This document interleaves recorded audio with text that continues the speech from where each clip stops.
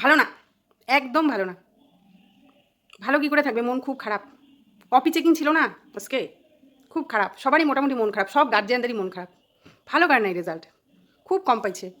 ওই ১০০তে ৯৪, ৯৬ নাম্বার পেয়েছে, তো খুব খারাপ। এত কষ্ট করে পড়াইলাম, ৯২ও পাইছে কোনোটাতে, ৯০ও পাইছে কোনোটাতে, খুব খারাপ। ১০টা নাম্বার, কত করে বললাম মন দিয়ে করবি, টেবিলটা ভুল করে আসলো একটা মাঝখান দিয়ে। খুব বাজে করছে। কম্পিউটারটা তো খুবই বাজে করছে, অসুস্থ ছিলাম তো, একদম বাজে করছে। ৮৮ পেয়েছে, খুব বাজে করছে নাম্বার। শুধু আমার বাচ্চা না, অনেকের বাচ্চাই করছে। ওই এতটা কম নাম্বার পেলে হয়, ৭-৮ নাম্বার যদি যোগ দেই, টোটালে গিয়ে দেখি ২২-২৩ নাম্বার কম। খুব খারাপ করছে নাম্বার, খুবই খারাপ। সারা বছর কষ্ট করে পড়াই তো, সত্যিই খুব খারাপ করছে।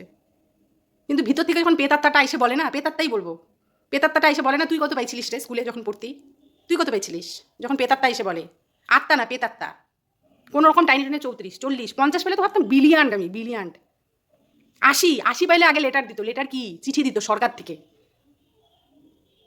বুঝতে পারলা? এখনকার বাচ্চারা ৯৪, ৯৬, ৯৭ করার পরেও মারা বলে কি ভালো হয় নাই রেজাল্ট, কপি চেকিং ছিল তো।